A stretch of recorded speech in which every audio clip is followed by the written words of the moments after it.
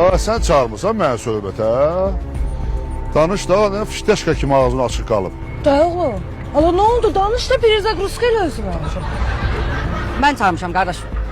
Dünən bu xanım toyda rəqs eləyəndə siz buna bir böyük kimi zarafatyanı ilişmişsiniz. Yəni düzürəm. Yaxşı eləmişəm, ilişmişəm. Sən niyə gəlmirsən bura? Nakazat eləməyə gəlmirsən məni? Çəpiş kimi qulağı tutub mələdərəm ha səni. Bu qulaq burma əslində lazımlı şeydir. İstəyir çəpiş olsun, istəyir adam olsun. Bu yəni arada bir lazımdır. Biz sən bayaqdan mənim gözlərimdən, üz dizgilərimdən hiss eləmirsən ki, mən səndən incimişəm? Başa düşmədim, necə yəni incimişəm ha? Bu aprel ayında durub Psaqolda gəlmirsən mənimlə söhbətə. Biz demirsən ki, sənə soyuq olar? Allah buna danışın sen danışırsan.